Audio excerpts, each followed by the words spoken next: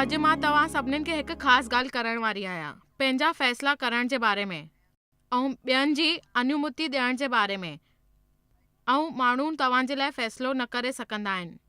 वरी थी चवां, तव्हां पंहिंजो फ़ैसिलो करे सघंदा आहियो ऐं न चई सघंदा आहियो माण्हुनि खे जेको तव्हांजे लाइ फ़ैसिलो। तव्हां पंहिंजा घणा फ़ैसिला पाण कंदा आहियो।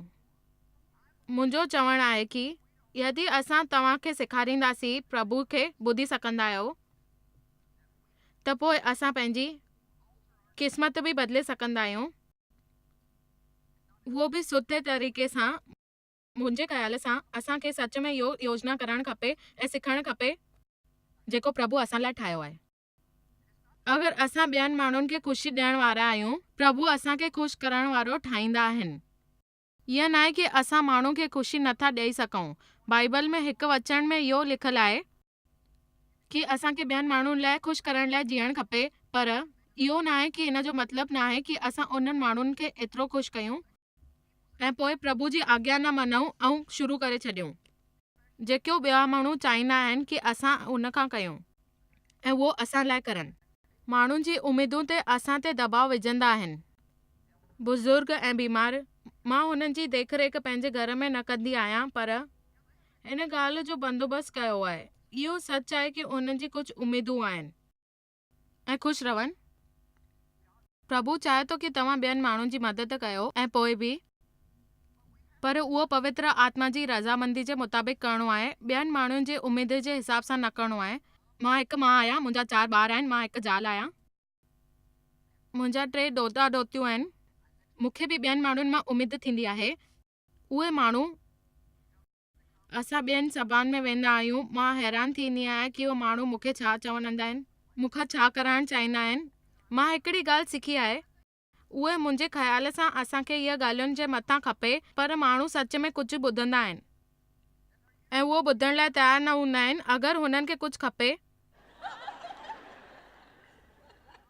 त परमेश्वर ते विश्वास रखणु खपे। प्रभु मूंखे चयो तूं इहो कर, प्रभु मूंखे चयो तूं उहो कर, प्रभु मुंहिंजे लाइ इहो कंदा, प्रभु मुंहिंजे लाइ उहो कंदा। प्रभु मूंखे चवंदा आहिनि हर सिट खे अहिड़ो मनायो जीअं जादू जी छड़ी हुजे जेकी कंहिंजे मथां हुजे। कंहिंजे मथां दबाव विझी करे उहे जेके माण्हू चाहींदा आहिनि ऐं कुझु टाइम ताईं ऐं पोइ इहे सिखंदा आहियूं कि जेके इस्तेमालु आत्मिक तौर ते थियणु खपे। गलतिया 1:10 में मां चवां थी, तव्हां ॿुधो कि पौलुस छा थो चए। हाणे मां इंसान खे मनायां या प्रभुअ खे? मां छा कयां? मां इंसान खे ख़ुशि करणु थो चाहियां।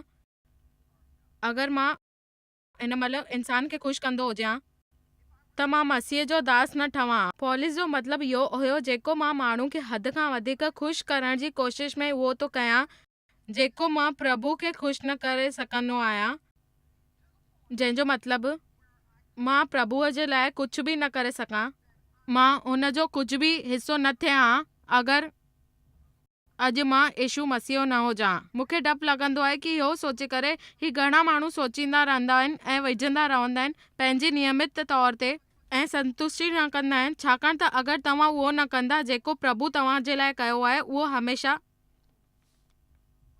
महसूसु न थींदो जीअं कोई शइ तव्हांखे आहे। जॾहिं प्रभु मूंखे सेवकाई ॾिनी, सॼो हुयो मसीहा हुआ। हर दफ़ा मां माण्हुनि खे ख़ुशि करण जे बारे में सेखारींदी आहियां। मां पंहिंजे अतीत जे बारे में सोचींदी आहियां। मूंखे यादि ईंदो आहे कि हिन बारे में मुंहिंजे जीवन में केतिरी उलझन हुई। छा मां पंहिंजे दिलि जी ॿुधण वारी हुयसि? भले ई पंहिंजे दिलि में जेको बि महसूसु कयां थी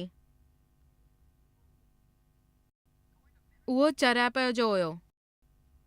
सेवकाई कयां कि न, मायूं अहिड़ा कम कंदियूं आहिनि कि न कंदियूं आहिनि। शायदि 1-2 हुयूं, मुंहिंजे सुञाणप जी न हुई बाइबल सेखारणु, पर मूंखे त ईंदी न हुई। पर प्रभु मुंहिंजे जीवन में घणी गहराईअ सां हथु लॻायो हुयो ऐं मूं में इच्छा हुई माण्हू खे वचन सेखारण जी। जीअं मूंखे इहा ॻाल्हि पहिरीं खां ख़बर हुई कि मूंखे माण्हू खे सेखारिणो आहे कि कीअं माण्हुनि खे सीख मिले जेको यीशु असां लाइ मरी विया हुया। जॾहिं मूंखे ख़बर पई कीअं धर्म मूंखे चोरी कयो आहे, प्रभु सां गॾु उहो क़रीबी संबंध ऐं उहो नियम ऐं कानून जेको मूंखे ॿधी रखियो हुयो, सभु नियम पूरो करण जी कोशिश कंदी हुयसि, सभिनीनि धार्मिक कम कंदी हुयसि। मां उन लाइ ओतिरी दोषी हुयसि जेतिरो कोई ॿियो हुयो। मां बस कई उहो कॾहिं न कंदी हुयमि जेको बाक़ी सम्झ में न कंदा हुया ऐं जेको सभई मिली करे उहो कंदा हुया। उन्हनि शइ खां जंहिंमें मां सॼी तरह शामिल हुयसि। 1970 जे साल में मां सच में प्रभु खे साम्हूं तरह ॾिठो हुयो, शुरू कयो हुयो। उन्हनि मुंहिंजे जीवन खे हथ लॻाई ऐं कुझु टाइम ताईं मूंखे शुभ संदेश जो प्रचार करण लाइ ॾिनई। मुंहिंजो नालो ख़राब थी वियो। सच चवां त मूंखे सुठो कान लॻंदो आहे कि हिन मंच ते अहिड़ी भाषा जो इस्तेमालु करणु, पर मूंखे महसूस थियो कि मां धरती ते नर्ग जो सामनो पई कयां, छाकाणि त मूंखे कुझु सम्झ में कोन पियो अचे जेको प्रभु चयो। ॻाल्हि ख़तम। मां बस उहो ई पई कयां जेको प्रभु मूंखे करण लाइ चयो हुयो। मुंहिंजे दिलि में हिन जे अलावा कुझु बि न हुयो। मां नथी मञियां कि असां घणा दफ़ा सम्झंदा आहियूं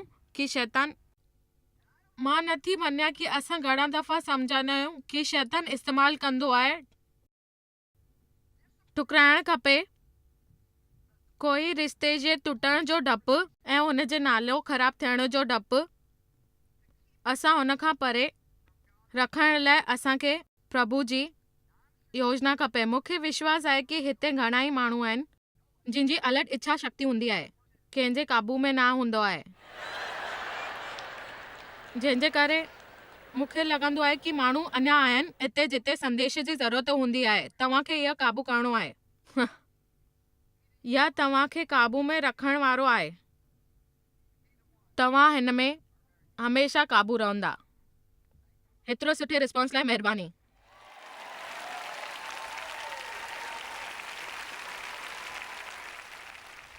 तव्हां मां घणा माण्हू हाणे इहो महसूस था कनि कि इहा संदेश हुन जे आत्मा लाइ हुयो।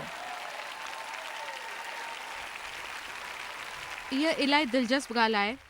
जॾहिं असां जवान थींदा आहियूं, शायदि 20 सालनि जे आसपास, असांखे घणेई दफ़ा माण्हू उमेद रखंदा आहिनि, उमेद लॻाए रखंदा आहिनि असां में।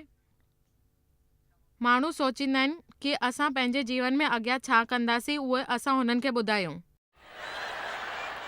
पर मुंहिंजो मञणु आहे कि असां जीअं जीअं अॻियां वधंदा आहियूं उअं असांजी जान पहचान वधंदी आहे, परिवार ऐं रिश्ता वधंदा आहिनि, हालतूं एतिरी मुश्किल थींदियूं आहिनि, छाकाणि असांजे जीवन में जुड़ियल हर माण्हू खे असां मां उमेद हूंदी आहे। असांखे ॿियनि माण्हुनि खां उमेद कान करणु खपे। असांखे निराश थियणु न खपे ऐं असां उन माण्हुनि मां उमेद रखंदा आहियूं। इन जो हिकु कारण इहो बि आहे जेकी नामुमकिन हूंदी आहे। जॾहिं असां कंहिंसां बि उमेद रखंदा आहियूं उहा असांखे खपे। जॾहिं तव्हां कंहिंसां बि उमेद कयो था, तव्हांखे ध्यानु रखणु खपे कि तव्हां अकेला न आहियो जेकी उमेद कयो था। माण्हू मूंखे अहिड़े कमु करण लाइ चवंदा जेके मां सोचे सम्झे बग़ैर उन लाइ कंदसि। अहिड़ो लखई माण्हू मूंखे इहो ई कमु करण लाइ चवंदा। प्रभु मूंखे माफ़ कजो, मां इहो चयो आहे। उन्हनि मूंखे पाण खे मारण लाइ न चयो, उन्हनि मूंखे इहो करण लाइ न चयो। मां इहो घणा सालनि ताईं कयो, पर हाणे मां फ़ैसिलो कयो आहे। मां मार्गदर्शन वठंदसि प्रभुअ जो। मूंखे ख़बर आहे कि अगरि मां प्रभुअ खां मार्गदर्शन वठां थी, तव्हां बि मार्गदर्शन वठंदव प्रभुअ खां। तव्हांखे ख़बर आहे कि तव्हांखे छा मिलंदो। तव्हां वटि शांती हूंदी, ख़ुशी हूंदी, धर्म हूंदो। तव्हां हर वक़्तु मायूस कान हूंदा, छाकाणि त प्रभु असांखे इहो कान था चवनि कि तव्हां इहो कमु कयो जंहिंसां तव्हांजे जीवन में ख़ुशी अचे।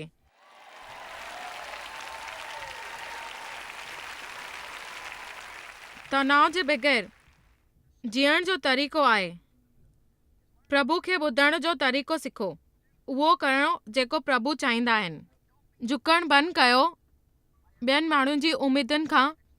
असांखे चई दॿाए विझंदा आहिनि, तव्हांखे करणो आहे, हे ज़रूरी आहे। जॾहिं असां फ़ैसिलो कंदा आहियूं जेको ॿियनि माण्हुनि खे प्रभावित कंदा आहिनि, जीअं घणा माण्हू फ़ैसिलो कंदा आहिनि, तव्हांखे इहो घणा दफ़ा लॻंदो हूंदो जीअं कोई जंग छिड़ी आहे। अगरि तव्हां कोई कमेटी जा मेंबर आहियो ऐं हुन खां पोइ परमेश्वर तव्हांखे इहो महसूस करायो आहे कि तव्हां उहो कमेटी खे छॾे ॾियो, जॾहिं मां इहो फ़ैसिलो कयो हुयो प्रभु जी सेवकाई करणु, माण्हू जी सेवकाई करणु, मुंहिंजे वीचार सां घणनि माण्हुनि खे इहो न वणियो हो, छाकाणि त उहो चवंदा हुया कि इहो महसूसु थींदो आहे, शर्म ईंदी आहे ऐं मरी वेंदा शर्म सां। अहिड़ी चढ़ीअ माईअ सां रिश्तो रखण सां छा फ़ाइदो आहे? घणनि माण्हुनि खे जेको असां फ़ैसिलो कंदा आहियूं उहो न वणंदो आहे, छाकाणि त उन्हनि खे इहो लॻंदो आहे कि थोरो बि रिश्तो आहे असांजो, असां में कंहिंखे असुविधा पसंदि न आहे। थोरो सोचियो, अगरि तव्हां मसीह सां गॾु हलण जो फ़ैसिलो कंदा आहियो, तव्हांजा परिवार, दोस्त, हिननि खे तव्हांजो फ़ैसिलो छो कान पसंदि आहे? छाकाणि त अगरि तयारु थींदा आहिनि, संपूर्ण थींदा आहिनि, पोइ अचानक ई तव्हांजो कयल चुनाव हुननि खे दोस्ती महसूसु कराईंदो आहे। उहे बिल्कुलु न चाहींदा आहिनि कि असां हुननि सां गुस्सो थियूं। मां तव्हांखे चवां थी, तव्हां सच में प्रभुअ खां मार्गदर्शन वठो। पंहिंजे जीवन लाइ हिते वेठल हर कोई माण्हू जेको हिते वेठो आहे ऐं टीवीअ ते ॾिसी रहियो आहे, यदि तव्हांखे सच में आत्मा जो मार्गदर्शन वठिणो आहे, अॼु जेको तव्हां सिखंदा उहो सभिनीनि खां ज़रूरी आहे हिसो नए नियम जो। हर माण्हूअ खे जेको मसीह खे क़बूल करणो आहे उहो हुन जे नियम जो पालन कंदो। व्यवस्था पूरी थींदी। असां प्रभु खे ॿुधी सघंदा आहियूं। हर दफ़े कोई फ़ैसिलो करण महिल कंहिंखे पुछण जी ज़रूरत कान्हे। आमीन। तव्हांखे पंहिंजे दिल जी जवाबदारी आहे, न त तव्हां कॾहिं बि ख़ुशि न रही सघंदा। इहा हैरानीअ जी ॻाल्हि आहे। तव्हांखे पंहिंजे दिल जी जवाबदारी खणणी आहे, न त तव्हां कॾहिं ख़ुशि न रहंदा। तव्हांखे पंहिंजे दिल जी जवाबदारी आहे, न त तव्हां कॾहिं ख़ुशि न रही सघंदा। इहा हैरानीअ जी ॻाल्हि आहे कि असां ॿियनि खे उन जी नापसंद जी ॻाल्हियूं छिनण जी कोशिशि कंदा आहियूं। मुंहिंजे मुड़ुस खे हमेशह खेल कूद जी शौक़ु हूंदो हुयो, पर मुंहिंजी परवरिश अहिड़े माहौल में थींदी हुई जिते मूंखे रांदि खेॾणु कान ॾींदा हुया, त असां टीवीअ ते काई बि खेल कान सिखंदा हुयासीं, छाकाणि त मूंखे न वणंदो हुयो। त मूंखे लॻंदो आहे कि देव बि हिन खे नापसंद करे। इहा घणी ख़राबु ॻाल्हि आहे कि असां ॿियनि माण्हुनि जी पंहिंजी होशियारीअ सां क़ाबू करण जी कोशिशि कंदा आहियूं। इहा प्रभु जी इच्छा कान आहे। असां सभई अलॻि आहियूं। असां सभिनीनि खे अलॻि अलॻि शयूं वणंदियूं आहिनि। कामयाब शादीअ लाइ सभिनीनि खां ज़रूरी उहा आहे, उत्तम उपाय आहे क़दुरु करणु उन माण्हू जे अलॻि अलॻि स्वभावनि जी।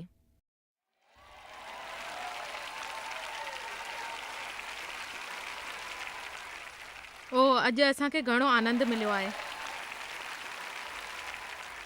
मञियो कि बाइबल में लिखियलु आहे कि घणनि माण्हुनि जी सलाह वठणु खपे, पर आख़िर में तव्हांखे पंहिंजो फ़ैसिलो ई करणु खपे। मां हिन में नथी चवां कोई बुराई आहे। यदि असांखे फ़ैसिलो करण में ॾुखियापि थिए थी त असांखे लॻे थो कि कोई फ़ैसिलो करणु खपे, असां ख़ाली इहो निश्चित करे छॾियूं कि असांखे करणो आहे, सही करणो आहे। मूंखे नथो लॻे इहो चवण में कुझु।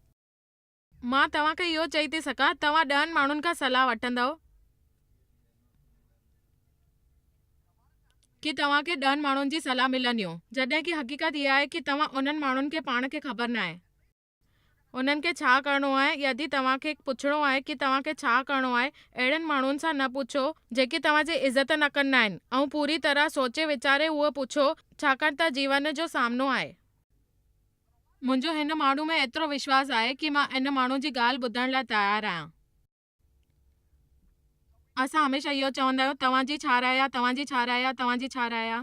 हुन खां पोइ असां अचानक मुंझ थी वेंदा आहियूं। उन में आख़िर असां उहो ई न कंदा आहियूं जेको असांखे करणो खपे। हिन करे अगरि तव्हांखे कंहिंजी सलाह वठणी आहे, अहिड़े माण्हू खां वठो जेके तव्हांखे वठणु खपे। पोइ अगरि तव्हांखे लॻे थो कि तव्हां पंहिंजे दिलि सां ॿुधो था, दिलि जी ॿुधो था, पर पोइ बि इहा शक हूंदो आहे,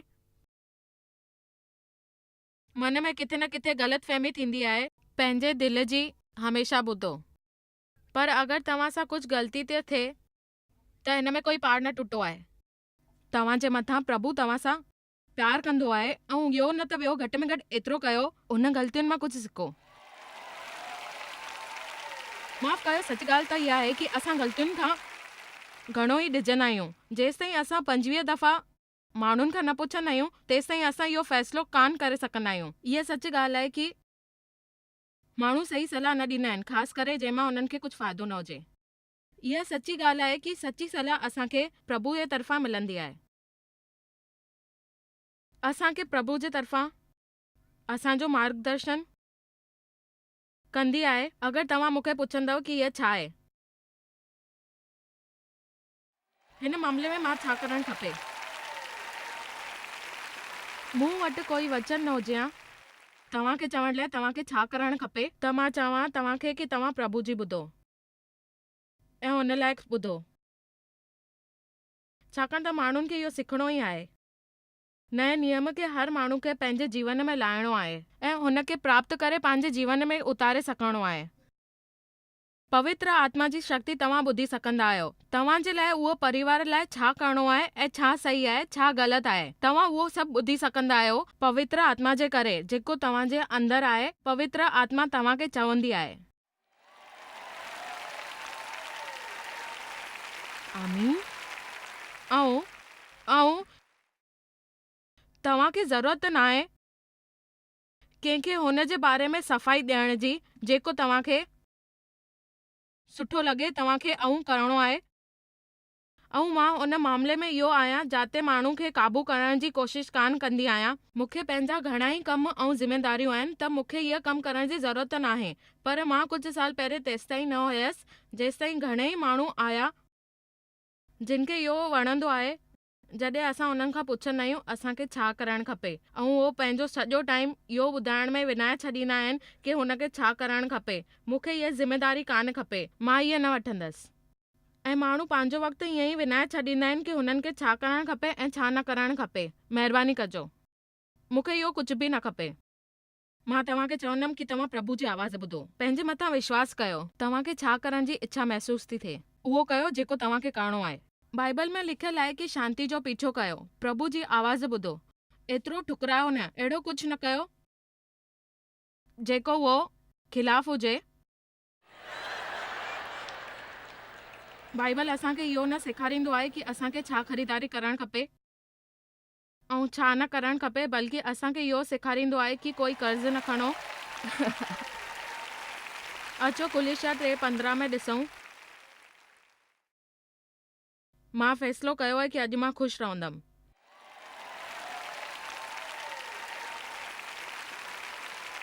मुंहिंजी ॻाल्हि यादि रखो, अगरि तव्हांखे हिन वक़्तु हिन संदेश जी ज़रूरत न आहे त उहो टाइम ईंदो जॾहिं हिन जी ज़रूरत तव्हांखे पवंदी ऐं मसीह जी शांती तव्हां जे जीवन में शांती कंदी आहे। मसीह दिलि में राज कंदा आहिनि, दिलि ते अंपायर जहिड़ो व्यवहार करे। अगरि तव्हां क्रिकेट सिखंदा आहियो त तव्हांखे ख़बर हूंदी अंपायर केरु आहे ऐं छा हूंदो आहे। अगरि हुन हिकु दफ़ो चई छॾियईं आउट आहे त माना आउट आहे, उन वटि इहो अधिकार हूंदो आहे। उन हिकु दफ़ो चई छॾियईं खिली करे कि तव्हां खटियो आहे त तव्हां खटियो आहे।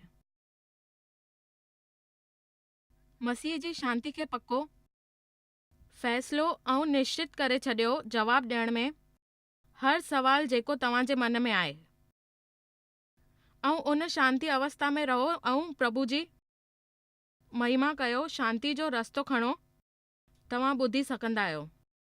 प्रभु जी महिमा, शांती रखो, तव्हां ॿुधी सघंदा आहियो। प्रभु जी महिमा।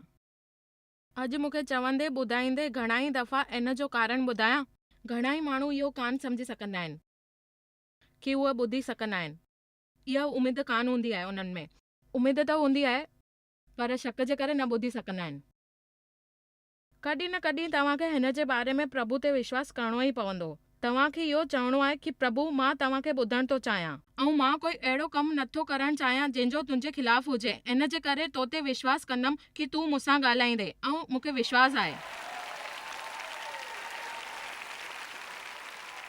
आमीन। तव्हां मां घणाई माण्हू आहिनि जिन में प्रभु शक्ति जी इच्छा आहे पर तव्हां उन जे पुठियां वञो था ऐं उन खां पोइ ॾिजो था। तव्हां शायदि कोशिश बि कई हूंदी, तव्हांखे शायदि 1-2 माण्हुनि स्वीकार न कयो हूंदो या अजीब नज़र सां ॾिठो हूंदो। इन करे तव्हां दुखी ऐं असंतुष्ट थी करे वेठा आहियो। यूहन्ना 2:27 में ऐं तव्हांजी ऐं अभिषेक ऐं तव्हांजी ऐं अभिषेक जी इन में छा आहे, इन में प्रभु जी मौजूदगी आहे। प्रभु जी तरफ़ां क़ाबिलियत थींदी आहे कुझु करण जी। उहो अभिषेक पवित्र आत्मा सां तेल सां लिपटल थींदा आहिनि। मूंखे तेल सां अभिषेक वणंदा आहिनि, अखर पसंदि आहिनि। इहा पवित्र आत्मा जी शक्ति जो प्रतीक आहे जेको करणो आहे। मां त इहा सेवकाई 72 साल थियण ताईं ई शुरू कई हुई। केतिरो अद्भुत थींदो आहे इहो सभु जेको प्रभु तव्हांजे द्वारा करे सघंदो आहे ऐं कंदो बि आहे। अगरि तव्हां उन मुश्किलातुनि जो सामनो करे सघंदा आहियो ऐं उन जे खिलाफ़ हूंदा आहियो, अगरि प्रभु तव्हांखे चए थो कि तव्हांखे करणो आहे त तव्हां करे सघंदा आहियो। तव्हांखे पंहिंजो नालो ख़राब थियण लाइ तयारु थियणो पवंदो ऐं तव्हां इहो करे सघंदा आहियो। छाकाणि त जेसिताईं असां पंहिंजी सीमा में रहंदा आहियूं, उहो ई कंदा आहियूं जेको बाक़ी सभु कंदा आहिनि। असांखे स्वीकार करणो पवंदो आहे, माण्हुनि खे ख़ुशी मिलंदी आहे। जॾहिं तव्हां कुझु नयो कंदा आहियो, उहे ॿिया माण्हू अलॻि हलण जी कोशिशि कंदा आहिनि ऐं पोइ चवंदा आहिनि, तव्हां ते अभिषेक आहे, तव्हां ते तेल जो अभिषेक आहे, तव्हांजे जीवन पवित्र आत्मा जो जोश आहे कुझु करण जो। ऐं उहो तव्हांखे हिमत ॾींदो, शक्ति ॾींदो, इच्छा ॾींदो कुझु करण जी। प्रभु तव्हांखे कुझु करण लाइ कीअं सघंदो आहे। मां बसि एतिरो चई सघंदी आहियां कि जॾहिं प्रभु मूंखे सॾियो आहे, मूं में सेवा करण जी इच्छा आहे। हे करण जी उन ॾींहं खां अॼु ताईं सिर्फ़ु हिकु इच्छा आहे। तव्हां में घणा माण्हू हूंदा आहिनि जेके इच्छा हूंदी आहे।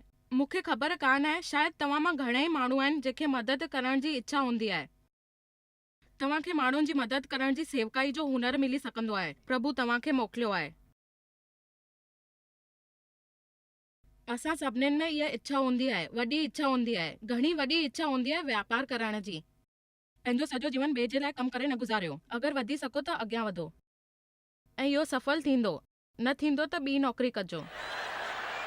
मुंहिंजो मञणु आहे कि इहो सच में बहितरु आहे कि असां अॻियां वधूं ऐं पतो कयूं कि हिन में सॼी जीवन असां छो डप में गुज़ारियूं। असां हमेशह सोचंदा रहंदा आहियूं असांजी ग़लतियूं किथे आहिनि, ॾिजंदा रहंदा आहियूं ऐं तव्हांखे ग़लती बि नज़र न ईंदी आहे। अगरि तव्हां सां कोई ग़लती थी वेंदी आहे त हिन में कोई पार न टुटी पवंदो आहे। हुनजो अभिषेक हूंदो आहे असांजे अंदरि। अॼु हितां ॿाहिरि वञण महिल तव्हांखे इहो महसूसु थींदो तव्हां शक्तिशाली आहियो। मां चवां थी त तव्हां सिखी सघंदा आहियो प्रभु जे जेको मुंहिंजे अंदरि आहे ऐं मूंखे चए थो कि मां हुनजी ॿार आहियां, मूंखे अभिषेक आहे, मां हुनजी ॿुधी थी सघां। तव्हां बि ॿुधी सघंदा आहियो, पवित्र आत्मा जो मार्गदर्शन वठी सघंदा आहियो। हे न पुछो, ॿुधायो तव्हांखे ख़्याल में मूंखे छा करणु खपे। मूंखे कान ख़बर आहे तव्हांजा छा वीचार आहिनि, मूंखे छा करणु खपे। लॻे थो कि कुझु सुठो थींदो। शायदि घणा ई माण्हू इहो सोचींदा आहिनि कि मां अजीब आहियां, पर उन खां घणा ई माण्हू मूंसां प्यार बि कंदा आहिनि।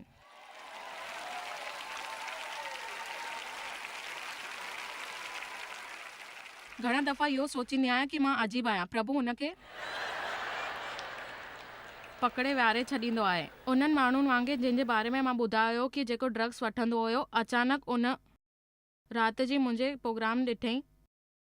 उनखे मूं ते खिल आई कि उन चयईं कि सोचईं इहे केरु आहे, पाण खे छा थी सम्झे। हिकु ॿिए माण्हू खे असांजे गवाही ॾिनी हुई। उन असांखे टीवी ते ॾिठो हुअईं ऐं चयो हुअईं कि उन मसीह ते विश्वास कान कंदा आहियो। ऐं पोइ उन जे हथ में दुकान ते असां पंहिंजी किताब ॾिठी। हिकु नज़र मारियईं, नक बि चढ़ाई ऐं पोइ ॾिठईं। उहो घर में लिकी करे किताब पढ़ंदो हुयो। जीअं उन जी जोइ खे ख़बर पई कि उहे मसीह में लिखियल किताब पढ़ंदो आहे, पोइ उहो ॿई वञी करे बाइबल वठी आया। उनखे बि उहो लिखी करे घर खणी आयो। कमाल जी ॻाल्हि आहे न इहा। उन जी जोइ बि हिकु पुराणी बाइबल कढियईं ऐं उहो बि लिखी करे पढ़ंदी हुई ऐं प्रार्थना कंदी हुई।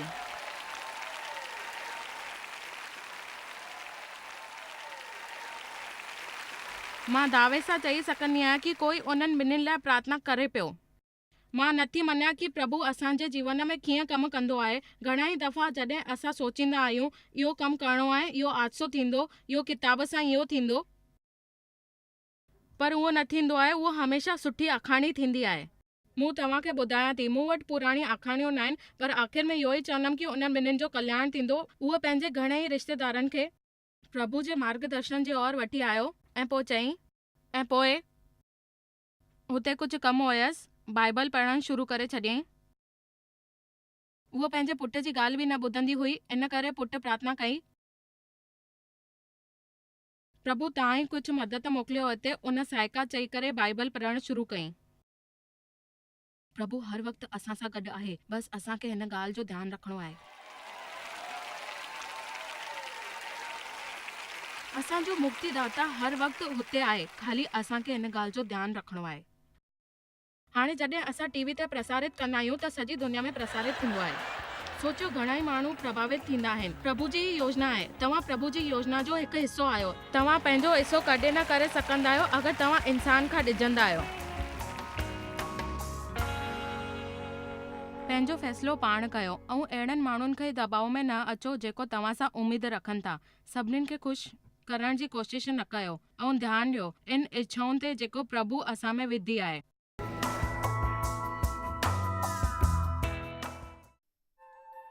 तव्हांखे शायदि ख़बर कान्हे तव्हां जॉयस मेयर मिनिस्ट्री लाइ केतिरा महत्वपूर्ण आहियो। असां तव्हांजी क़दुरु कयूं था ऐं पंहिंजे दोस्तनि ऐं भागीदारनि खे धन्यवाद करियूं था जंहिंजे करे दुनिया भर में सेवा करणु मुमकिन थियो आहे। असां मिली करे बुखियनि खे खाराईंदा आहियूं, ग़रीबनि खे कपड़ा ॾींदा आहियूं ऐं देश खे हिकु शुभ संदेश ॾेई रहिया आहियूं। महिरबानी करे अॼु ई jmmindia.org ते असां खां संपर्क कयो। प्रार्थना जे लाइ, विनती करण जे लाइ, असांजे संसाधनों जे बारे में ऐं वैदिक ख़बर वास्ते, जॉयस जी सभाउनि जो वक़्तु ॾिसण वास्ते, असांजा भागीदार ठहण वास्ते, जीअं असीं सॼी दुनिया में मसीह जो प्रेम विरायूं।